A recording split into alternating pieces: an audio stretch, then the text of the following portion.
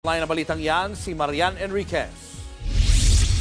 Nag-TNT po ako. Sabi nga nito ni Guapo, bakit kung makahusga si Rapi tungkol sa mga kabit, may kabit din naman pala siya. Agoy. Yun na nga. Yun na nga ang nakakatawa. Kaya expert siya sa mga kabit kasi may kabit din siya. Di umano. Pero di ba hayag naman yun, malaking issue yun nung nagwala yung asawa niya, di ba? Tapos nagpaawa na lang ito si Rapi Tulfo. Nagpaawa na lang na kesyo, matagal na silang hindi nagsasama, may asawa naman na din yun. Ganito, ganyan. Di ba ganun na style nila? Parang ito din.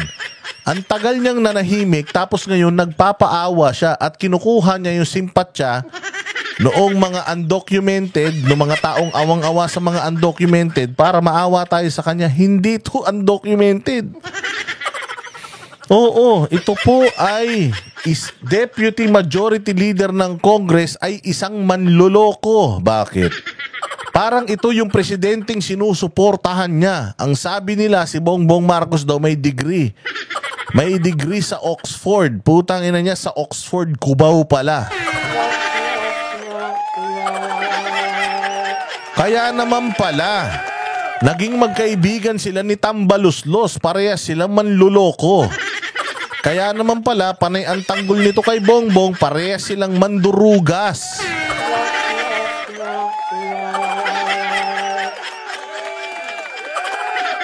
Diba? Ay nako, Diyos ko po. Sige, pasok.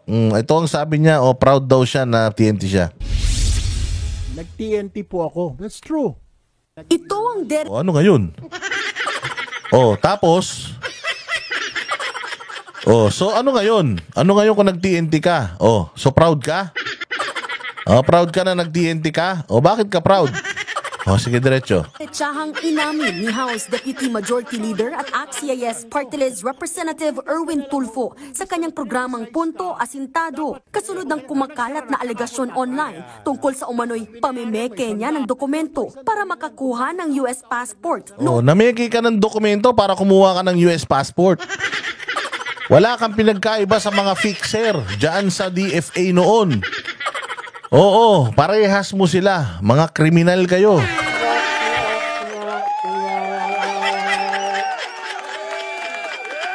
Manloloko ka. Swindler ka.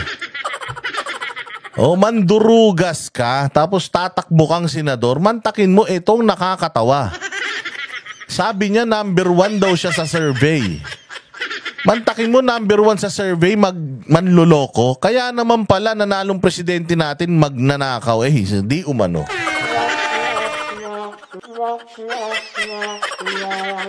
Bakit ko sinabi? Puros mga kriminal yung presidenteng sinusuportahan niya. May guilty sa kaso ng tax evasion. Ito naman, guilty sa fraud, sa pagpapanggap. Para mamuhay ng hayahay. Tapos yung nasa kamera, yung kaibigan nito. Ayan, kita mo naman ang Congress. Kita mo naman simula nung siyang naging Speaker of the House, hindi na sumunod sa batas. Yung supposedly budget ng Pilipinas, malaki dapat ang allocation sa edukasyon. Ang laki ng alokasyon sa alkansya.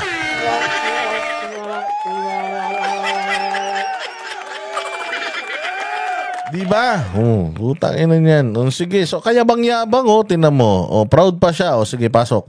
Noong 1991, nag-ugat ang issue sa 1991 pala Sabi ninyo, 1988.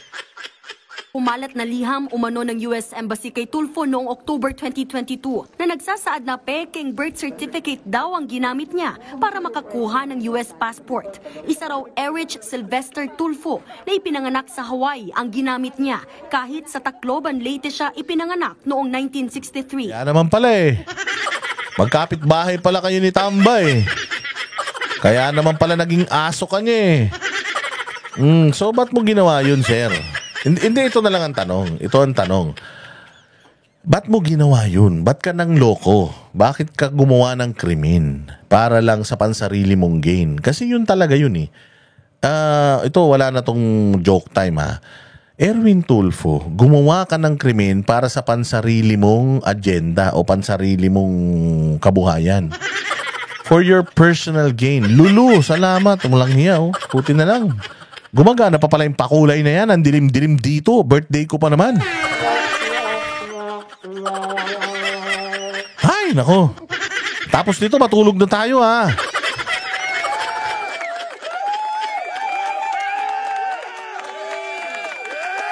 Ito tamang-tama itong sinabi ni Diego Latigo dito. Public office is a public trust.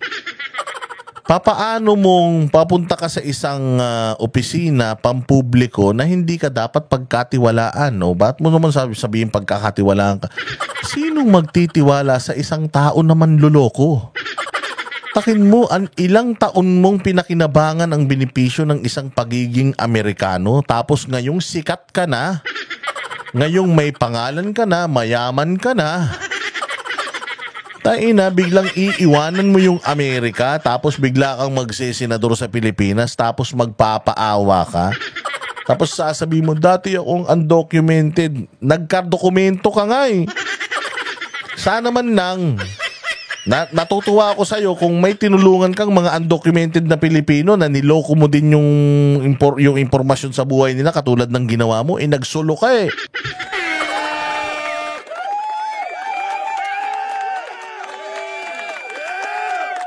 Di ba? Walang hiya Hindi ka pwede sir na magmayabang ngayon kasi unang-una sa lahat, paano kami maniniwala sa iyo? Manloloko ka nga. Oo, so nagbumoto na nga kami ng mambubudol eh.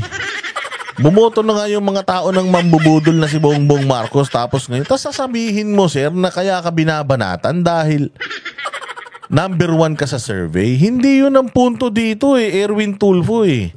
Ang tanong, totoo ba na niloko mo ang gobyerno ng Amerika? Oo o hindi? Kung totoong niloko mo yung gobyerno ng Amerika, bakit pinagdidiskitahan mo yung mga vlogger? Pwede ba nasisihin mo sarili mo dahil manloloko ka? Wala namang ibabatikos sa'yo ang tao kung wala kang ginawang masama. May ginawa kang masama, sir.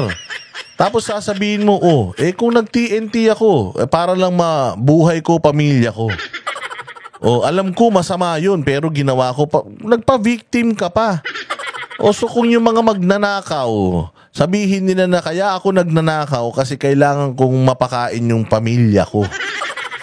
So kung sakaling masama yun, and then I am guilty. So wala na. Pagka ganyan, wala nang batas.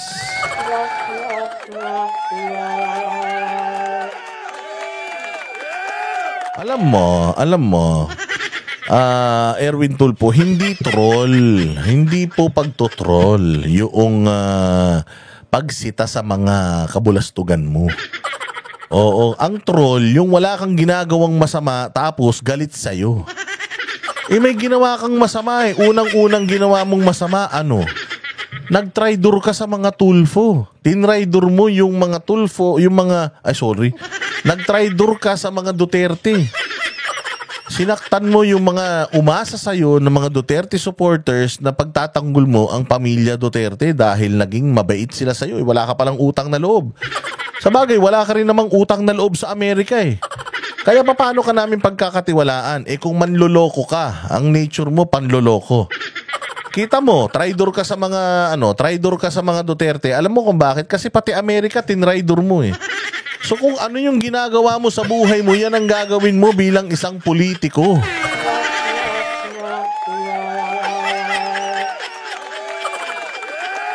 Yun sir, yun ang problemang malaki. Meron kang ginawang krimen at walang justification sa krimen. Hindi pwede na gumawa ka ng krimen. Alam mo ba kung susundin ng lahat ng mga kriminal sa Pilipinas yung style mo na ginawa ko lang naman to dahil kailangan kong buhayin yung pamilya ko.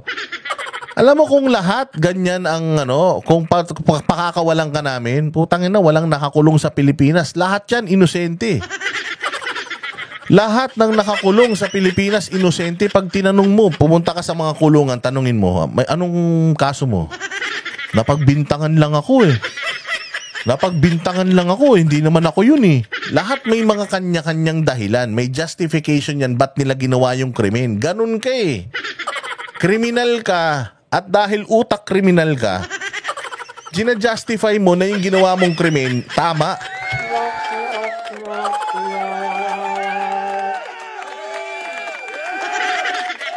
Hindi ba? Oh, hayop na yan talaga, oh. Diyos me. Oy, RJ Soyal. Boss, salamat sa birthday greeting mo last time. Italago mo na lang ako sa pangalang JT. Oy, talaga ha. Mabuhay ka at salamat muli sa pagsuporta mo sa KOJC and most especially Pastor Apostle Cobuloy. Oy, RJ Soyal. Sige. Happy birthday sa iyo ulit. Belated. Di ba, Diego Lati, kung may sakit kasi anak ko kaya nagnakaw ako eh. Nang babae, nang lalaki kasi yung misis ko kaya pinatay ko yung kapitbahay namin eh. Lahat na lang ganyan. Oh. So tutularan nyo ba to? Iboboto nyo pa ba yung ganitong tao? O halimbawa, nagnakaw yan sa Senado. O sasabihin yan, kaya lang naman ako nagnakaw eh. Para sa ganito eh, para ganito eh, para may paglabang ko kayo eh. Ay, salamat, Rosario Bursats. Mabuti na lang nandito ka, Rosario Bursats. Mabuhay ka ha. Salamat at nagpakulay ka. Yung mga tao rito, mga taga Batangas na naman ah.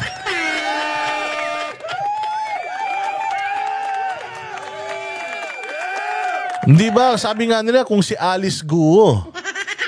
Hoy, Risa Ontiveros. Si Alice Guo, putang ina, ito talaga Pilipino. Ginagawa niyong espiya ng China kahit hindi naman. Ito si Erwin Tulfo. Ito talaga gumamit ng ibang mga ano. Sinisilip niyo si Alice Guo sa mga birth certificate niya, sa mga ganito ganyan. Ito si Erwin Tulfo. Yung di niya ma-deny, sinabi niya pa na nag-TNT siya, inaamin niya inamin mo na rin lang nag-TNT ka eh, ba't hindi mo pa inamin na nandugas ka? Oy, PH update. Nagpapaawa lang yan, boss. Oo nga eh, nagpapaawa lang to eh. Oh, sige, ano pang sasabihin nito ni Tulfo? Hindi ito direktang sinagot ng mambabatas, pero giit ni Tulfo, pagiging undocumented OFW lang ang kasalanan niya. Wala po. Ulul, hindi ka OFW. Hindi ka OFW. Isa kang immigration fraud criminal. Oy, may kawabe. Salamat kaayo. Thank you very much, may kawabe ha. Yung mga taga-Japan dyan, gising-gising na. Oo, ano kaya iniisip ni Alice Guo ngayon? Nakakalulungkot yun. So ito sinasabi dito, hindi niya sinasagot yung pandadaya niya ng dokumento. Dinidedman niya yun. Dinadaan niya tayo sa kakupalan. Na kaya nila ako binabanatan kasi kayong mga vlogger kayo, ha? Kaya nyo ako binabanatan dahil number 1 ako sa survey. Putang ina. Hindi ka binabanatan dahil number 1 ka sa survey. Binabanatan ka kasi kriminal ka. May kasalanan ka sa batas ng Amerika. Salamat sa mga update nyo, Banateros. Kakolagen. Ay, salamat Kakolagen ha. Mabuhay ka. Tingnan ninyo. Ang kapal ng mukha mo na nasa kongreso ka pa din ngayon. Samantalang si Arnie Tevez, tinanggal sa Congress, nagsasayaw lang ng naka-boxer shorts. Diba? Si Arnie Tevez nagbubudots. Tinanggal ng kamera sa Kongreso. Ibinoto yun ng distrito niya. Ito si Erwin Tulfo, di naman binoto to ng party list eh. Meron lang silang isang nominee doon na pinatalsik nila para mapaupo tong mokong na ito eh. So hindi to binoto ng mga Pilipino. Binoto yung party list nila nung hindi siya na-confirm as DSWD secretary. Pinatalsik nila yung isa. Tapos inupo siya para maging congressman siya. Maranasan man lang daw niya na maging politiko. O hindi ba? Hindi ba totoo? Tinanggal nila si Arnie Tevez for ethical issues. What's not ethical dito sa tao na to? First off, manluloko. First off, hindi Pilipino. Bakit? Hindi Pilipino kasi hindi Amerikano eh. Inamin niya eh. Di ba? Bumili siya ng birth certificate eh. Oh, so dapat to, wala to sa Kongreso. Oh, di ba?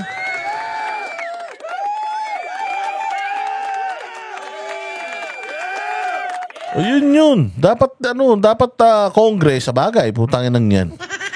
Sa bagay, maano aasahan mo sa Kongreso? Eh si Franz Castro nga convicted child abuser, nandiyan pa eh. O so dito mo talaga malalaman. Kaya naman pala, yung sinabi ni PRRD na Congress is the most rotten. Yun ang sabi ni PRD Congress is the most rotten institution. Okay, kaya naman pala rotten. Ganito yung mga congressman nila. Yung isa, child abuser. Yung iba, mga NPA, cuddler. Yung iba, mga terorista, mga kriminal. Tapos ito naman ngayon, fraud.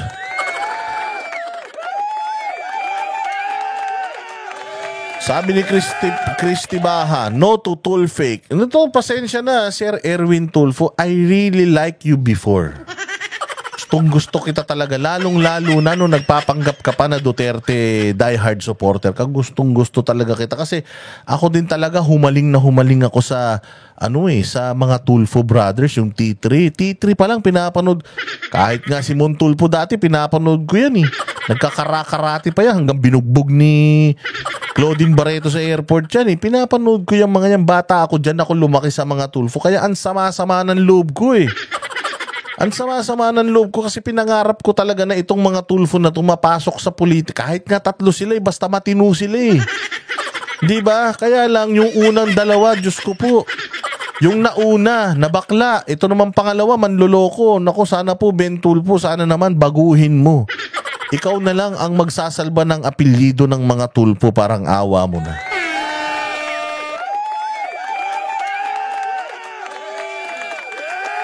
Sa totoo lang, masama loob namin, sir. Idol ka namin Idol Erwin ka nga Idol Rapi nga tawag namin sa inyo Pinagtatanggol ko yan si Rapi Tulfo kay Alibayan. Putang Alibayan na yan. Walang alam sa buhay yan Talagang nakikipag-away ako sa mga mga grupo ni Libayan pag binabanatan nila si Rapi Tulfo Kaya lang talagang sumama ang loob ko noong hindi niya na binabanatan yung mga dati niyang binabanatan. Oo, nag-focus na siya dun sa mga kabit-kabit. Tapos eto naman, dating Duterte, biglang bumaliktad, hindi na siya Duterte ngayon, naging na siyang loyalista nga. Tapos ito, mali na, ginagawa pang tama. Ganyan na ganyan din yung administrasyon ngayon Diba? Palpak na, ginagawang ano sabi ni Bongbong Marcos? Sa KOJC, walang pumasok na may baril. Ang daming may baril doon. Ano sinasabi nila ngayon? Matatag ang ekonomiya. Magpasalamat kayo. Putang ina, 30 pesos ang isang kamatis.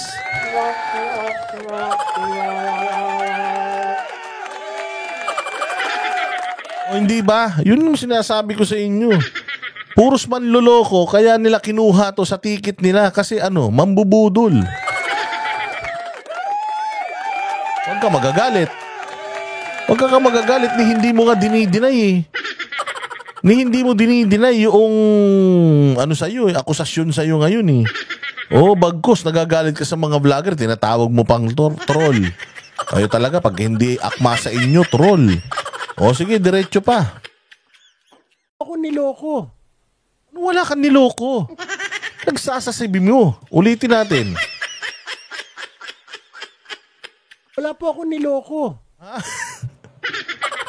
Putang ina, anong wala kang niloko? Niloko mo nga Amerika Anong wala kang niloko? Puta, ito kasi sabi ko nga sa inyo, ang sinungaling kapatid ng magnanakaw. Wala kang niloko. Niloko mo nga yung Amerika. Nagpanggap kang isang si Erich Sylvester. Hindi ka naman si Erich. Hindi ka naman taga Hawaii. Pinanganak ka sa Leyte. Tapos sasabihin mo, wala kang niloko, kapal ng mukha mo.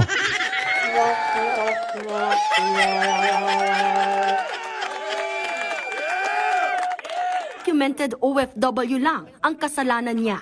Wala po ako niloko. Wala doon si niloko. Sino lokohin mo?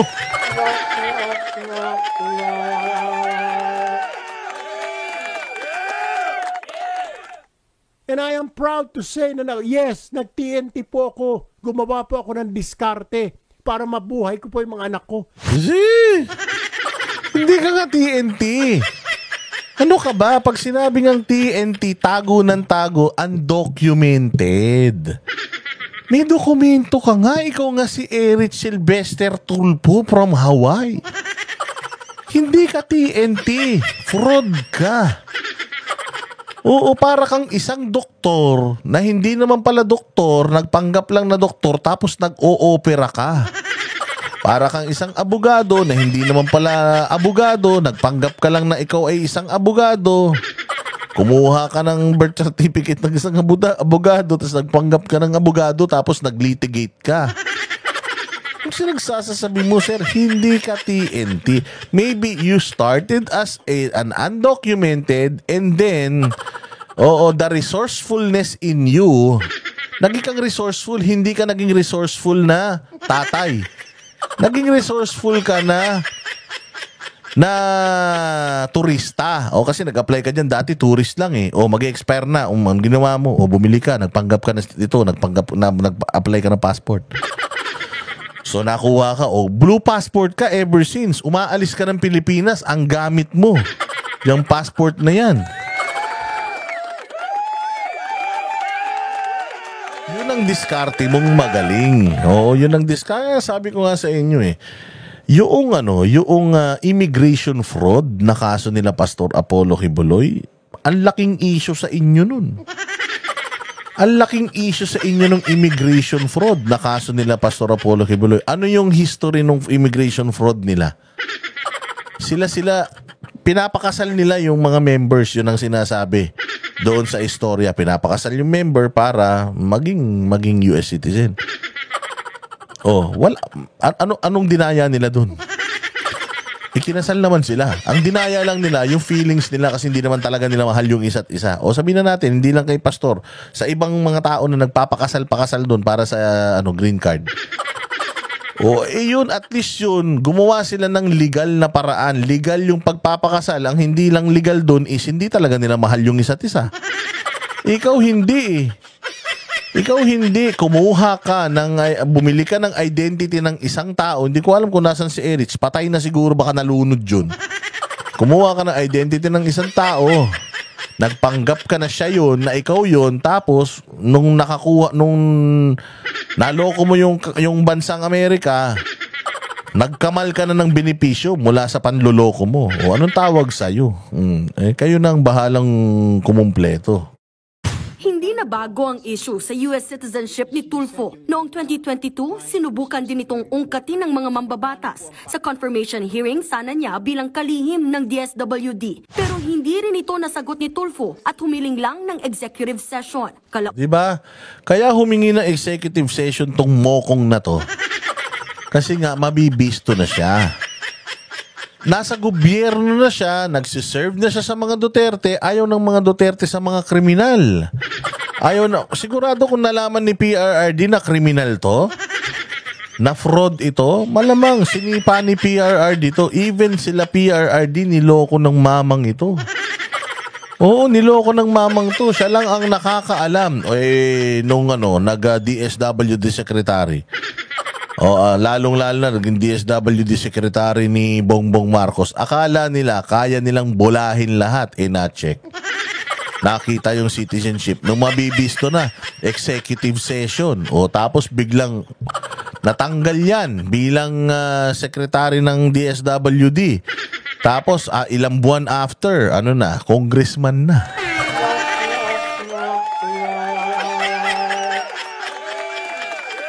Sabi ni Toid Spards, kung makapagmura sa harap ng TV, mas gago naman pala siya. Launan, hindi rin siya nakumpirma hanggang sa tuluyang palitan sa pwesto. Bago naman nakilala bilang broadcaster at politiko, 10 taon na malagi sa Amerika si Tulfo. 1986 siya umalis ng bansa at namasukan daw bilang dishwasher, bagger at iba pa. Hindi ko po ikinahihiya, bayan. Talaga di mo ikahihiya, putang ina. Ilang taon mong pinakinabangan eh. Paano mo ikakahiya kung yun ang pinakinabangan mo ng ilang taon, ilang dekada hanggang 2021 nire-renew mo pa yung passport mong Amerikano? Oh, kaya ka lang matapang ngayon na inaamin niyang mga yan kasi you are made already. Okay na buhay mo, mayaman ka na. Nasa gobyerno ka na, magiging senador ka na. Kaya ngayon mo inaamin yung mga kagaguhan mo. Ang hilig nyong manita ng mga kriminal sa gobyerno, kriminal sa Pilipinas noong panahon nyo, yung pala mga kriminal kayo.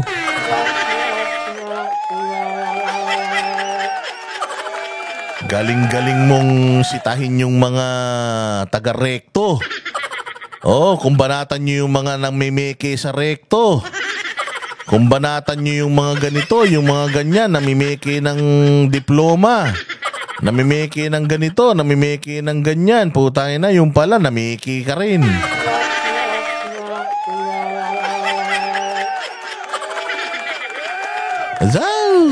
Sige, diretso. Na I was once an undocumented alien. Anong alien? You were once an undocumented alien until you frauded. You swindled the American government into issuing you a passport, and then you became somebody in the US, and you have benefited from being a blue passport holder.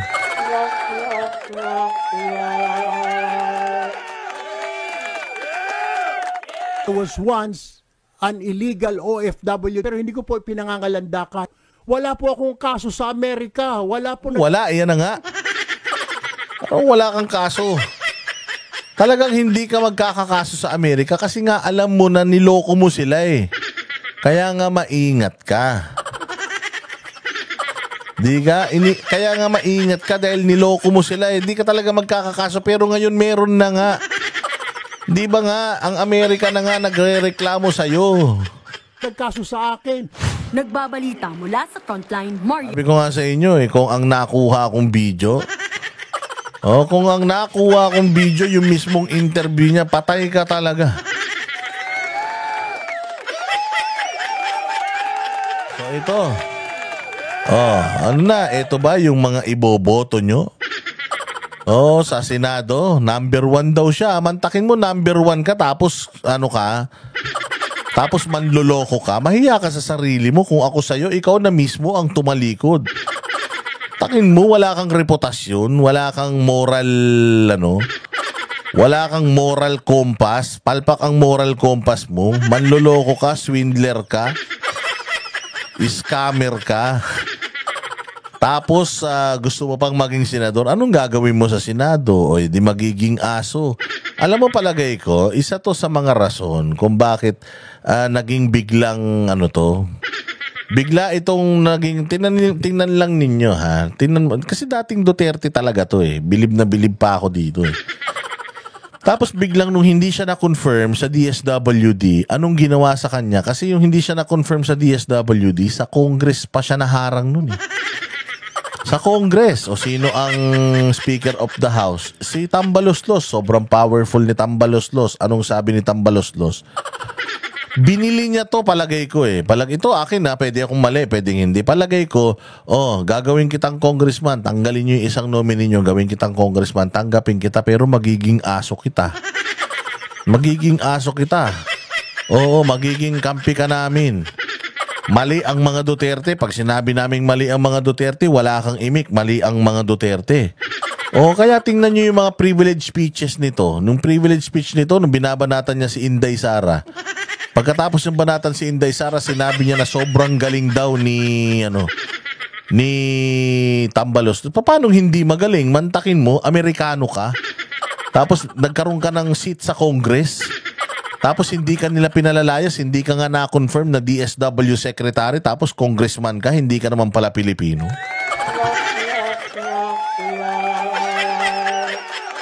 So malamang sa malamang, ganun yun. Kaya nagtataka ako biglang naging aso ni Tambaloslos to, hindi to ganito eh. O hindi to ganito. Sabi ko nga sa inyo, kung si Raffy Tulfo bumaliktad, in-expect ko talaga to si Erwin Tulfo, hindi. O siguro may pinapanghawakan din sa kanya. Ito si Tambaluslos. Kaya naging aso nila to. O, diba? Sino kaya ang magbubulgar bago mag-eleksyon? Ewan ko. Hindi, ako, pasensya na. Sir Erwin, hindi mo ako troll. Idol na idol kita nun. Kaya lang, dito sa Banateros, pag tama, palagpakan. Pag mali, banatan. O, hindi ba? Kaya ngayon, ang problema, nagkamali ka. O, so ngayon, eto na.